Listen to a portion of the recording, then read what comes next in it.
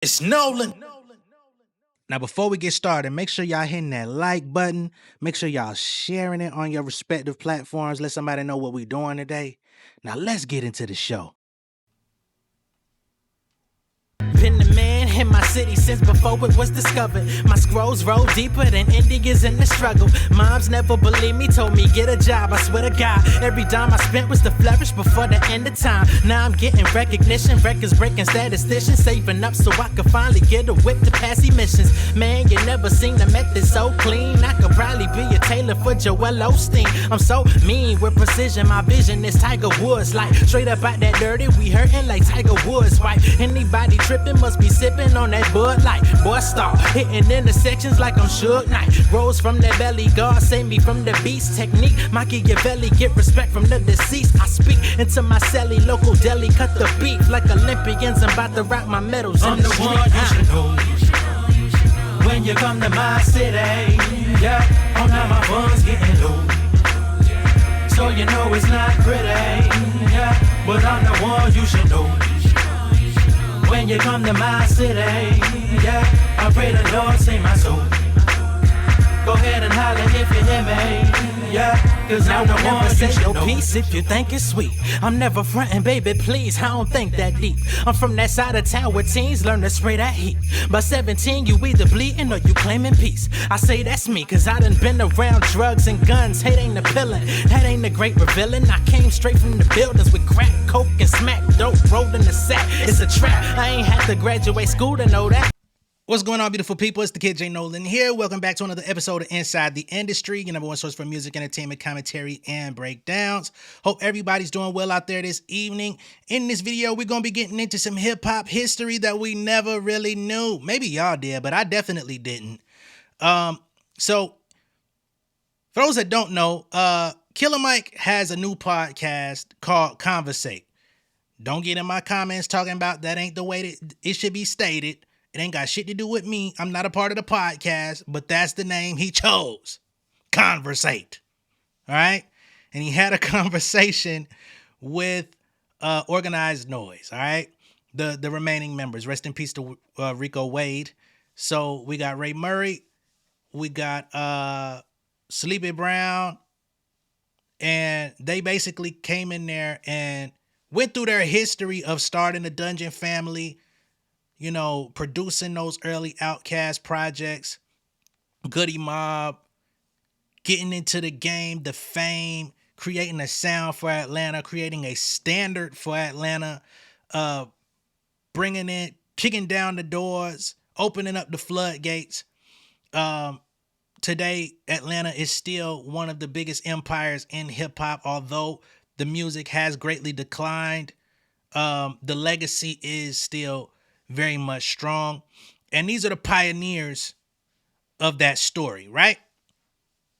So as they're talking to Killer Mike about the early days of producing for OutKast and like the early times of them doing music videos, early tours, you know, those first couple years, those foundational years of them really getting their face out there, Sleepy Brown ended up getting into a story about Diddy because Diddy actually directed the music video for Players Ball from OutKast, which is actually their first record that broke them out, right? He gets into, I guess, back in the days, Diddy and Rico Wade, who was like the face of Organized Noize and the primary producer, they had some sort of rivalry going on, okay? I don't know if it was who was like producing the better music. We know Diddy wasn't putting his hands on no motherfucking drum machines or nothing like that, but he was, you know, given a lot of credit for production because he was overseeing it, right? Rico, on the other hand, could play instruments. He could hit the keys. He could press, you know, the drum machine and actually program drums. Coming out of the South, you know, and a lot of New Yorkers, some still to this day feel like niggas from the South are slow. Niggas from the South ain't as competent. Niggas from the South ain't up to speed. You know, they look down on us in many ways. So I guess it was like, oh, you got these guys, you producing. Yeah, y'all got some hot shit, but y'all shit ain't hot like what I'm doing. I'm guessing that was kind of like the competition. And it ended up playing out in Biggie's Big Poppa video, according to Sleepy Brown. Right? You know, I love it when you call me Big Poppa. You know what I mean? The one with the club. This video has been the source of a lot of controversy over the last couple years. There's people that have alleged that they had a transgender woman in the music video, and that people were competing to like date this transgender woman. That theory has actually been debunked. Somebody that actually knows the woman in question, which she's going to make an appearance in this video today, not because I'm interviewing her, but because we're going to actually see the scenes that Sleepy Brown is talking about, that have said that is completely inaccurate. And she takes high offense to the fact that people are calling her that, right? Now, there was a woman in the music video for Big Poppa who actually was taking a piss at the urinal in between two men, all right? But that is not the same woman that they've been talking about. So that was already a controversial piece that people have been throwing around for the last couple years. I believe people like Gene Deal and others have contributed to that theory. But Sleepy Brown, on the other hand, says that Diddy actually casted some lookalikes, or some people that kind of, not necessarily lookalikes, but people that kind of portrayed the image of OutKast in Biggie's Big Poppa video. And one of them, Biggie literally walks up and mushes his head to the side as he's approaching this woman, right? The other, the Andre 3000 character, he's trying to holler at her the whole video. She's not giving him no play.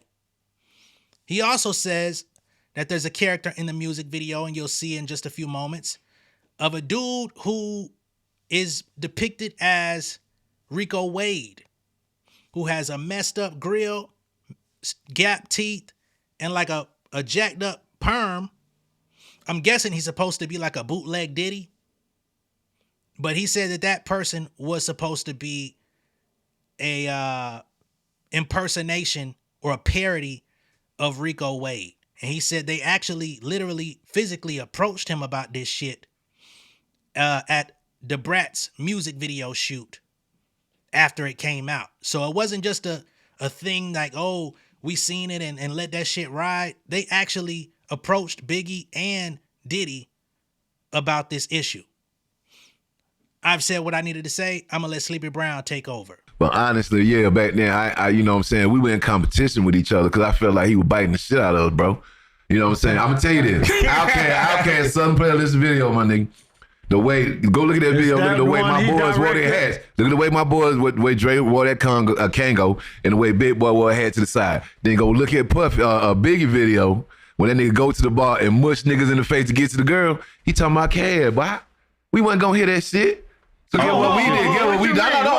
No. We wasn't going to take that shit. You going to take up for Puff? No. I mean, what do you mean by he took that from Cass? What remember, not that he took that part from Cass, but what Biggie did, bro. Cause look, we were doing that's when OutKast was popping. Biggie wasn't wearing Kangos and all that for shit, sure, bro. Absolutely. He was a hard nigga. He was party and he was bullshit. He was Timberland. Yeah. He was a gutter nigga. Yeah. Next thing I know, he Kangoed out. He smooth as fuck. He came down here and got some That's what I'm saying. Yeah. Puffy took it from us. I thought you were saying that was a diss towards That was a diss. That was he mushed him out the way. He mushed OutKast out. Go look at the video. He mushed him out the way. What makes you say And then there's another part where he had a dude in the video that had a gap tooth, had the hair all permed up. He was trying to talk about rape. So guess what we did? Wait. So guess what we did? Wait, guess what we did? What? When Jermaine was having that video shoot for Brat, I'm gonna give it to you. I'm gonna give it to you. We walked right down there, all of the Dungeon family, and went right up on that bus, right on Puffy bus. And Biggie was sitting in the back smoking, and him and Buster was sitting next to each other. And we all walked up on there, and Biggie was like, "Reek, what's up, man? What going on?" Reek was like, "Nah, man, where your boy at? Your boy want to talk that?" Ho, this is exclusive. Yeah, I was like, God, I never knew this. I never knew that. You saying when he pushed the dude with the perm and the gap, That's that was No, you got it wrong. that's what y'all felt. No. That's what I'm saying. So When they're at the bar, it's these two little dudes, one with a Kango and one with a baseball cap, right? Yeah. Biggie walks up and says, "Mush them out the way." That's supposed to have been Cass he was talking about, bro. That's supposed to have been Dre and Big. And then the other character, I'm gonna tell you what happened. Puffy, when he shot Players Ball, it was a picture of Keisha Kanita. Related. Keisha Kanita had a picture, a cartoon drawing of Rico from Six Flags. Puffy saw that shit and made that. He was trying to diss us on the side, but once we went to that video shoot and stepped to them boy, but we just didn't like that because our whole thing was we felt like we were family almost. Cause when we had our album, we had our gold, was it gold or platinum? Our gold party for the first album. We they had Biggie. Yes, Biggie opened up. That's when him and Puffy got into it on stage. Biggie was like, "You just gonna keep rapping all my shit?" He said, "I'm trying to help your fat ass out." You don't remember that? He said, "Oh, go ahead, go Puffy, go Puffy." He said, "I'm trying to help your fat ass out." That's exactly what was said. So we felt like they were coming at us when we had showed them number love. You know, this sounds like what's crazy is this sounds like freshman year of college. It sounds like all of y'all are freshmen and college, sophomore, and y'all. It sounds more like two fraternities. We went to LaFace University. Yeah, that's amazing, man. All right. Shout out to Sleepy Brown, man. One of the fucking Atlanta icons, man. If you don't know about Sleepy Brown, you need to quit fucking sleeping. You know what I'm saying? I can't wait. I can't wait. No, I can't wait. He's on hella OutKast, solo music. He was popping. He was fucking recording with Curtis Mayfield and all that other shit back in the 90s. Mentored by Curtis Mayfield, like the whole shit, man. Shout out to Sleep, man. But that's his story. And I ain't gonna lie, I can believe that shit, man, because it's been revealed over the years that Diddy was playing on niggas' heads in multiple different instances, right? We thought for many years that he was the one that was non-confrontational. We thought that fucking Suge Knight was the one wreaking havoc in the music industry because he was the one, you know what I'm saying? But at the same time, Diddy basically used Suge's image against him and the things that he was doing to basically portray this docile, meek, non-confrontational peacemaker. Oh, we just want to make music and make money, baby. We ain't into the bullshit. But behind the scenes, he was doing all type of shit. You know what I'm saying? They saying this nigga was trying to fucking set Suge up in LA. How the fuck could he do that? You know?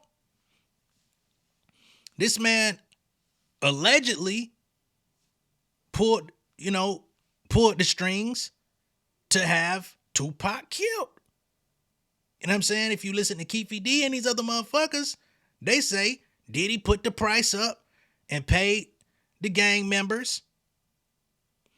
And when the money was paid, Keefy D and the little homies never received a cut. The nigga that was over the situation ran off. And I think he went off and shit happened to him too later in life. So in the most recent Diddy documentary, the one produced by 50, they talked about how Diddy was so obsessed with Pac, right? Ended up getting with one of Pac's ex-girlfriends, having a child with her. Said that he was like completely enamored with the I Get Around music video and was trying to sprinkle elements of that into Biggie. Now we're hearing Sleepy Brown saying, yeah, that nigga was trying to sprinkle elements of what he came down to Atlanta, shot the music video for OutKast.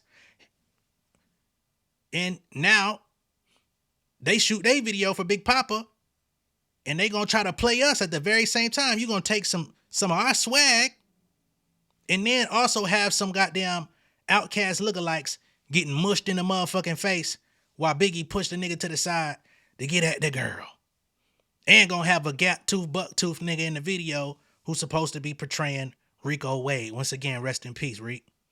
Then to make it even worse, right?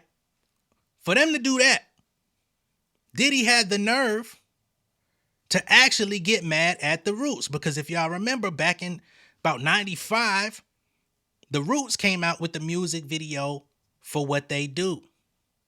And What They Do was a parody music video in its own right. So they were basically using tropes that were set by Bad Boy with all the champagne in every scene, champagne glasses. They were making fun of the niggas that was rapping with the girl laid in the background on a bed. You know what I'm saying? They was making fun of the niggas that was stomping the cameras and all the music videos trying to look tough. And they were basically making a statement like, we're not going to do what everybody else is doing. We're the antithesis of everything else you see in the music industry, right? Well, Diddy ended up confronting them about that music video. And he said, you know, I don't like that shit because Biggie actually fucked with y'all. You know what I'm saying? Biggie the one that told me to play y'all music. Biggie been out here playing y'all shit for the last, you know, however long before he passed and all that good shit. So he like, yo, y'all niggas fucked up for making that video playing us like that. But the thing is, the very music video that the Roots were making fun of, they was making fun of OutKast in that motherfucker. Ain't that about a bitch? I gotta be honest, man. This nigga Diddy was like the Drake before Drake. You know what I'm saying? Like, he's the definition of, I can do it, you can't. You know what I'm saying? I can throw my weight around. I can do what the fuck I want to do. But when you do it to me, I'ma cry. I'm a bitch. I'ma moan. I'ma come to you and plead and say, hey, man, you know, I really got love for you, bro. I don't know why you took it all the way there. Or as we've seen in modern times with Lawbury, he actually goes to the courthouse and files paperwork. And, you know, God forbid, he actually call a man a woman beater and say that his kid ain't his and his best friend that's been sleeping with a girl. But when a nigga say you's a motherfucking pedophile, when people done seen the motherfucking videos and the speculation around the Millie Bobby Browns and all these 16, 17-year-old girls that you befriended when they turned 18, you know, now it's, oh man, why you do that to me, man?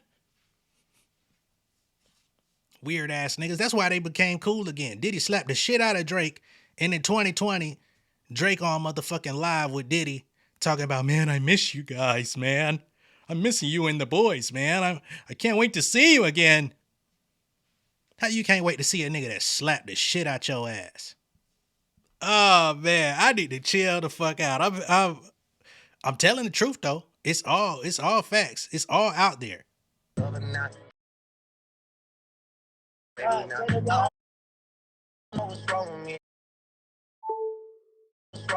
can't stop. Hope y'all stay safe. I hope I can come to your house soon, or you can come to my house soon. Yo, we can't wait. We can't wait. No doubt, we love you. I love you too, brother. Thank you for having me. Stay safe. All right, love. Made that man kiss the ring after smacking the shit out of him over a beat, allegedly. But then, of course, as things came out during the trial, they say, you know, Cassie was kind of cozying up to Drake out in Toronto while Diddy was still in the U.S. Diddy ended up getting a flight out there and retrieving her, and, you know, things didn't go so well. But we all know how that went, man. Crazy shit, though. But he definitely played your stupid ass. Let me show you how I can make this man bow down to me in front of the world. Got Tahiri in that motherfucker, the whole nine. But yeah, man, let me know what y'all think of all this down below in the comments. Be sure to like and share this video. If this is your first time seeing me on YouTube, go ahead and subscribe to the channel, become an insider, and I will catch y'all on the next one. Y'all be good out there. Peace.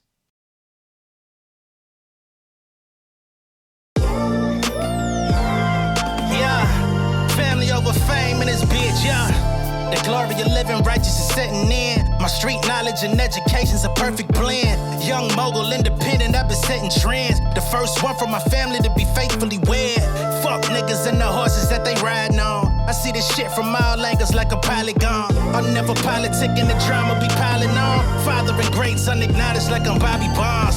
Conversation with my lady about the paper route. 5 sit bank accounts, every day I make it count. They down talking my commentary for hating now. Well, I can take it cause I'm bodying your favorite now, please. I could do this shit in my sleep. I been writing for these niggas, y'all read it and weep. I been fighting these niggas if you speak on the street. I'll turn your birthday party into New Year's Eve. Don't let me take it there. We ain't playing fair. This the ATL, Southside nigga moving furniture like Wayfair. Life on hold, no insurance for your healthcare. Lifeline gone, so you wanna be a millionaire? Well, let me tell you about this world I built. The women I dodged, the niggas that I read for filth. The sympathy